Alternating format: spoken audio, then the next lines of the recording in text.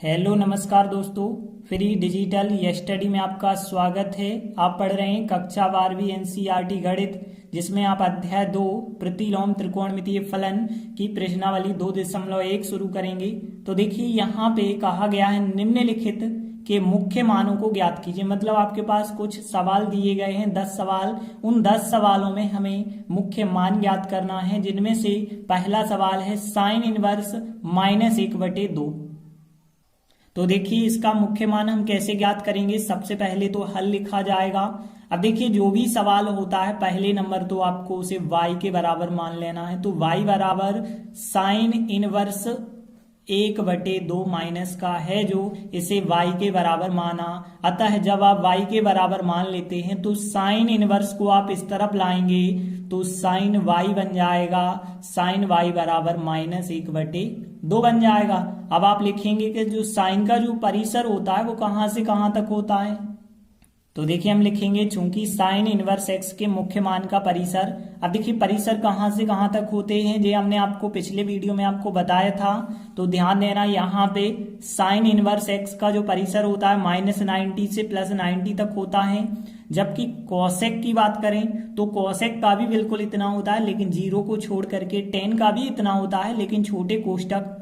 और यदि कॉस की बात करें तो 0 से 180, सेक की बात करें फिर 0 से 180, लेकिन 90 को छोड़कर। कॉट की बात करें तो 0 से 180 लेकिन छोटे कोष्टक।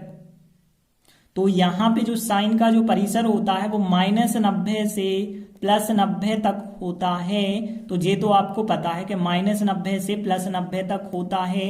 तो इस वजह से हम कह सकते हैं कि यहाँ पे जो साइन y होगा, यहाँ पे जो हम लिखेंगे, आप साइन में चेक करेंगे कि -1/2 कितने अंश का मान होता है, वो भी इस परिसर के अंतर्गत। तो देखिए आप लोगों ने पढ़ा होगा 1/2 साइन में 30 अंश का मान होता है। देखिए 30 का मान होता है। अब देखिए यहाँ जब -90 से आप +90 पे ही है, तो हम यहाँ 30 से 150 पे तो जा नहीं सकते, क्योंकि 30 का भी मान होता है 1/2 और 150 का भी मान होता है 1/2। तो यहाँ पे जब हम 30 पे देख रहे हैं, 30 पे +1/2 है। अब देखिए यहाँ 30 से आगे तो 90 से आगे आपको बढ़ना ही नहीं है। तो फिर जो मान 30 का है वो -30 का -1/2 होगा। फिर आप ध्यान रखना है, यदि माइनस का है तो माइनस आप कर दें। जैसे यहाँ पे 30 का मान 1/2 है, -30 करेंगे तो -1/2 होगा। तो यहाँ पे फिर आप क्या लिखेंगे, -30 लिखेंगे। और -30 का मतलब आप -π/6 लिखेंगे।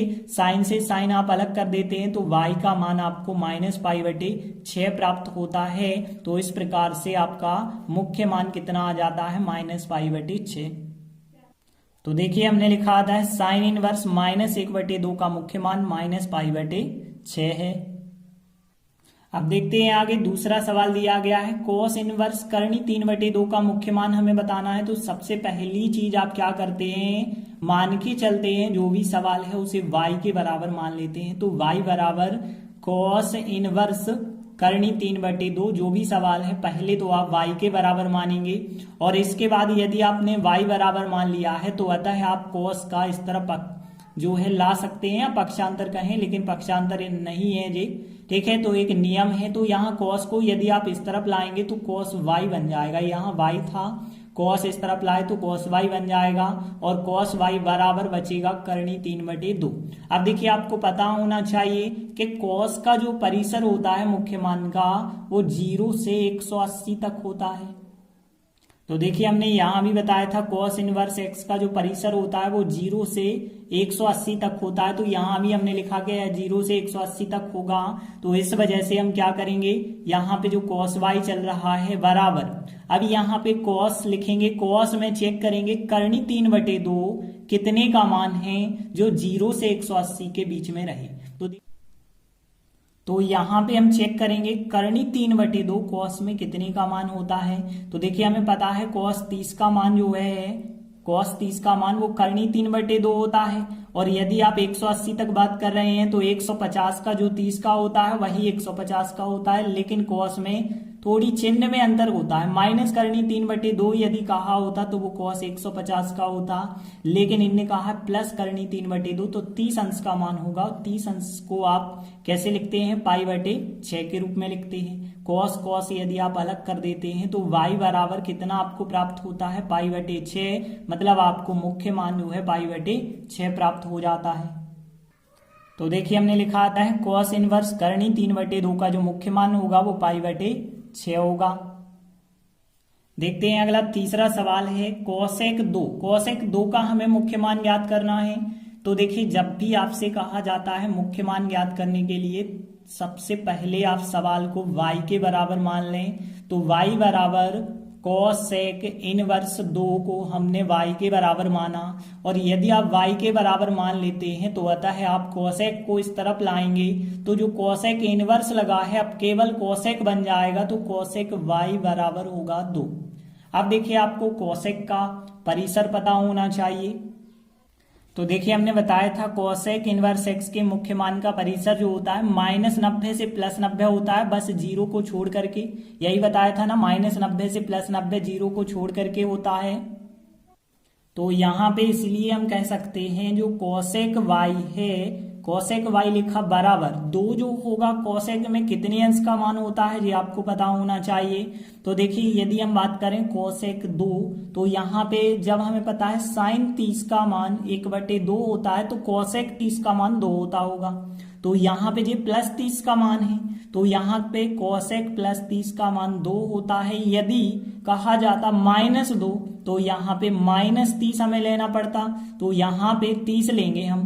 30 का मतलब है पाई बटे 6, तो यहाँ पे कोसेक 30 का मान होता है 2, क्योंकि हमें -90 और +90 के बीच देखना है। वैसे यहाँ पे 150 अंश का मान भी लिया जा सकता था यदि यह परिसर ना होता तो यहाँ परिसर के कारण यहाँ पे केवल आप 30 ले पा रहे हैं। कोसेक कोसेक यदि आप अलग कर देते हैं तो y बराबर हमें पाई बटे 6 प्राप्त होता है। यही हमारा फिर मुख्य मान होगा।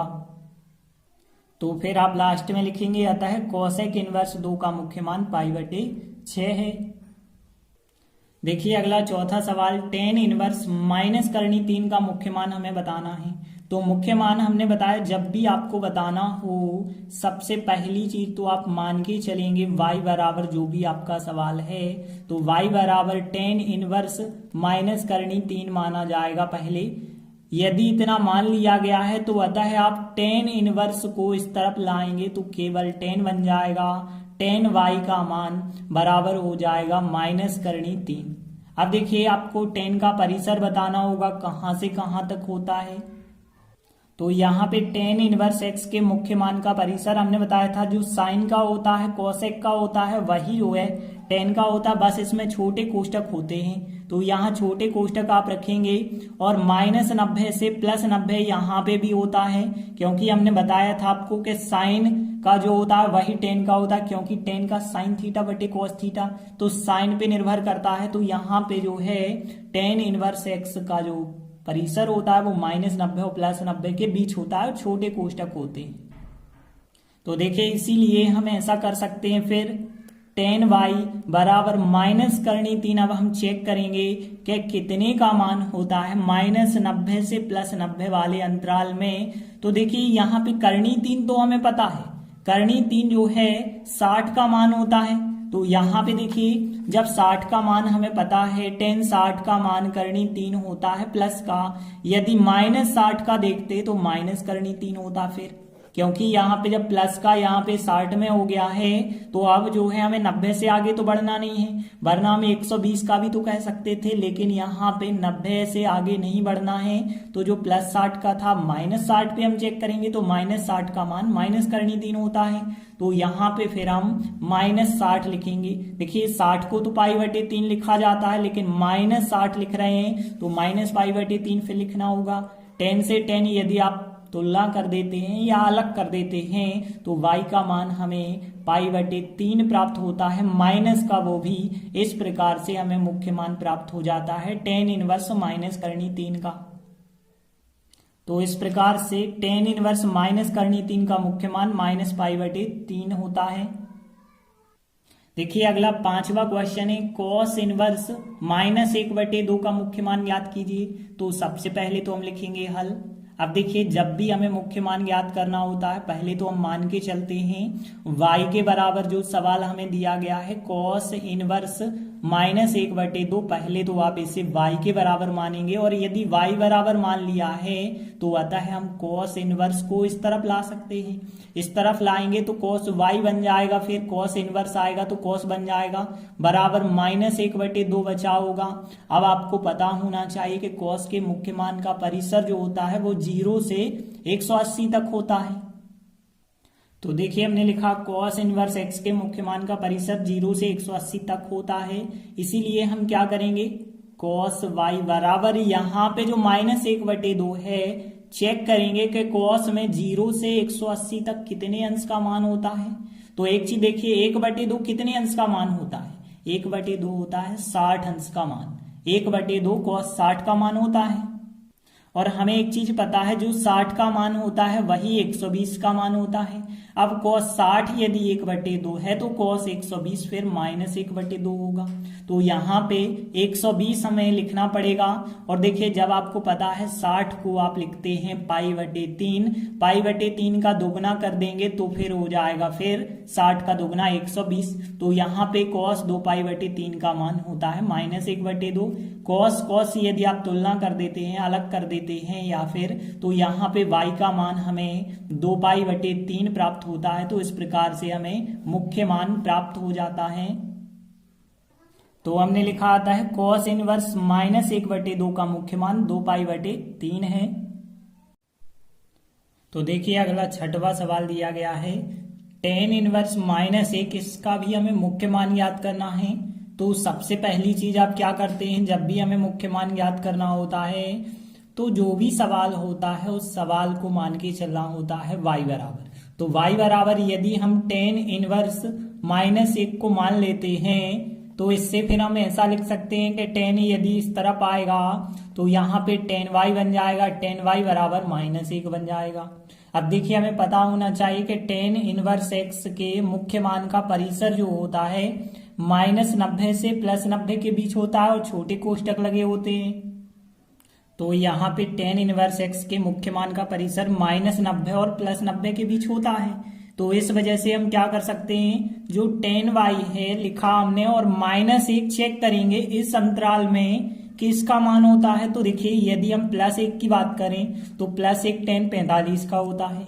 अब यहाँ पे देखिए 45, यहाँ 90 से आगे तो आप बढ़ नहीं सकते वरना 135 का होता है बिल्कुल -1।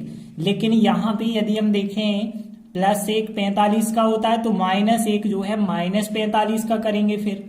तो यहाँ -1 जो होगा वो -45 का होगा।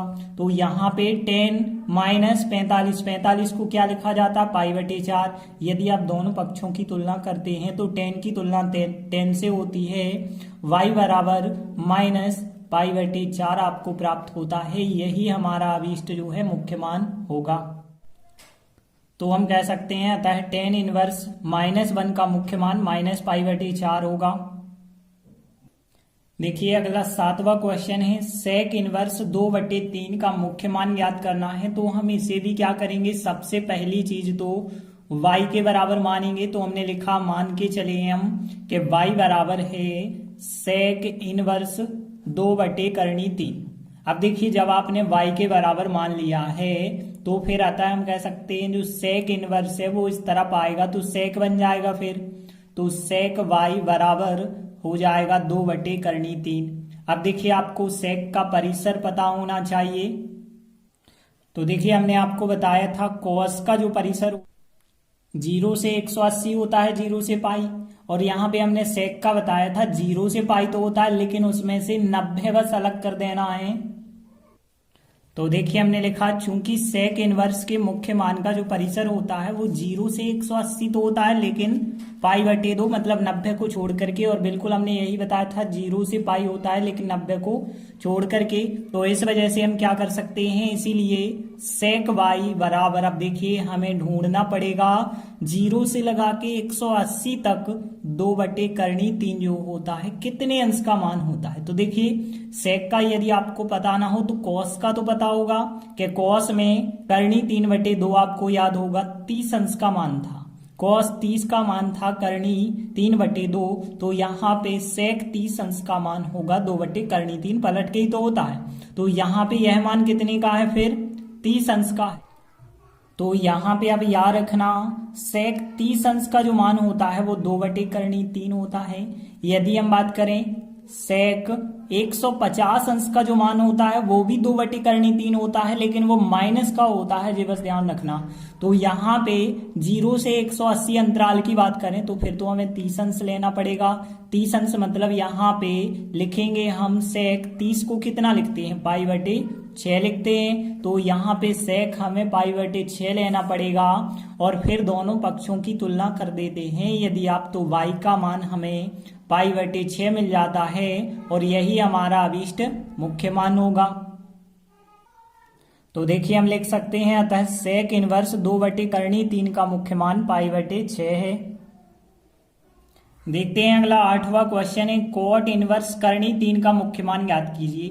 तो सबसे पहली चीज आप क्या करते हैं, जो सवाल होता है उसे मान के चलते हैं y के बराबर है, तो मान के चलेंगे y बराबर है cot इनवर्स करनी 3, और यदि y के बराबर मान लिया जाए तो फिर आप cot इनवर्स को इस तरफ लाके लिखेंगे तो cot y बन जाएगा। cot y का मान कितना हो गया फिर करनी 3। अब आपको पता है कि cot का जो परिसर होता है, तो देखिए हमने बताया था जो cot होता है वो cos/sin होता है। इस वजह से जो cot का परिसर होगा वो cos पर निर्भर करेगा, और cos का कितना था 0 से पाई था, तो cot का भी तो 0 से पाई होगा, लेकिन इस cot में छोटे कोष्टक होते हैं।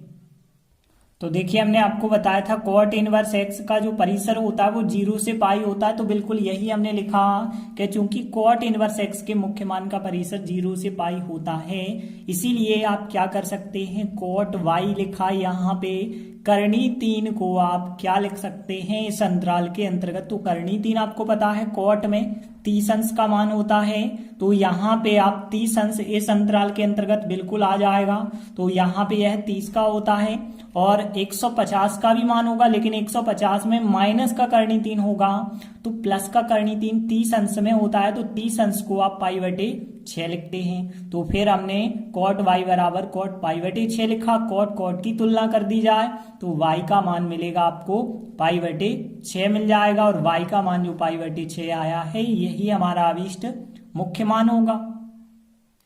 तो हम लिख सकते हैं अतः cot इनवर्स करनी 3 का मुख्य मान π/6 है। देखिए अगला 9वां क्वेश्चन है cos इनवर्स -1 करनी 2 का हमें मुख्य मान ज्ञात करना है। तो यहाँ पे भी आप लिखेंगे हल।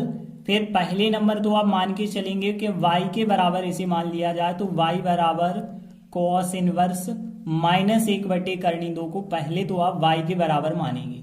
फिर देखिए यदि y के बराबर मान लिया है तो अतः cos इनवर्स को इस तरफ लिखा जा सकता है, तो cos y बराबर -1 करनी 2 होगा। अब देखिए आपको cos के मुख्य मान का परिसर तो बिल्कुल पता होगा कि 0 से 180 तक होता है। तो देखिए हमने लिखा चूंकि cos इनवर्स x के मुख्य मान का परिसर 0 से 180 मतलब 0 से पाई होता है, तो इसलिए हम क्या करेंगे फिर cos y बराबर, अब देखिए cos में कितने अंश का मान -1 करनी 2 होता है। तो यदि हम देखें तो cos 45 का जो मान होता है वो 1 करनी 2 होता है प्लस का। अब हमें पता है जो 45 का है वही हमें आगे बढ़ना है 180 तक, तो 135 का जो मान होगा वो -1 करनी 2 होगा। तो यहाँ पे फिर हम कितना लिखेंगे 135 लिखेंगे। अब देखिए हमें पता है π/4 का मतलब होता है 45, और 45 का जो 3 गुना होता है वो 135 होता है, तो हम π/4 तो लिखेंगे लेकिन 3 गुना करके लिखेंगे तब होगा 135। तो यहाँ यदि आप तुलना कर दें तो cos से cos अलग, तो यहाँ पे y बराबर 3/4 यही हमारा फिर अभीष्ट मान आएगा। तो देखिए आप लास्ट में लिख सकते हैं अतः cos इनवर्स -1 करनी 2 का जो मुख्य मान होगा वो 3π/4 होगा। देखिए अगला 10वां क्वेश्चन है cosec इनवर्स माइनस करनी 2 का मुख्य मान हमें बताना है। तो देखिए सबसे पहले जब भी हमें मुख्य मान बताना होता है तो मान के चलते हैं जो भी सवाल होता है उसे y के बराबर, तो y बराबर यदि हमने कोसेक इनवर्स माइनस करनी 2 को मान लिया है तो फिर अतः हम कह सकते हैं कि कोसेक अब इस तरफ लिखा जा सकता है। तो फिर कोसेक y बराबर कितना होगा, माइनस करनी 2। अब हमें पता होना चाहिए कि जो कोसेक का परिसर होता है, तो देखिए हमने बताया था जो साइन का परिसर होता है वही कोसेक का होता है, लेकिन 0 डिग्री को छोड़ करके होता है। तो देखिए हमने लिखा कोसेक इनवर्स एक्स के मुख्य मान का जो परिसर होता है -90 से +90 तक, लेकिन 0 को छोड़ करके होता है। तो इसीलिए फिर हम ऐसा कर सकते हैं कि यहाँ पे कोसेक y लिखा, चेक करेंगे कि कोसेक में करनी 2 माइनस का कितने अंश का होता है। तो ध्यान देना, यदि हम प्लस का करनी 2 लेते हैं तो हमें पता है 45 अंश का होता है। कोसेक 45 अंश का मान प्लस करनी 2 होता है। लेकिन यदि हम देखें तो 90 से आगे ही नहीं बढ़ना है, वरना हम 135 की बात कर सकते थे, आगे ही नहीं बढ़ना है। तो +45 की जगह -45 का यदि हम मान लेंगे तो माइनस करनी 2 हमें मिलेगा। तो फिर 135 लेने की आवश्यकता नहीं है, क्योंकि 135 तो इसके अंतर्गत आएगा नहीं। तो यहाँ -45 लेंगे तो यहाँ पे फिर हम लिख सकते हैं कोसेक -45 लिखेंगे, मतलब -π/4 लिखेंगे। अब यदि आप तुलना कर देते हैं, कोसेक की तुलना कोसेक से होती है, तो y बराबर हमें -π/4 मिलता है। यही हमारा अभीष्ट मुख्य मान होगा। तो अतः हम लिखेंगे कोसेक इनवर्स माइनस करनी 2 का मुख्य मान -π/4 है। तो इस प्रकार से हमने 10 प्रश्न जो है कंप्लीट किए। आगे के वीडियो में हम आगे के प्रश्न करेंगे। तब तक के लिए धन्यवाद।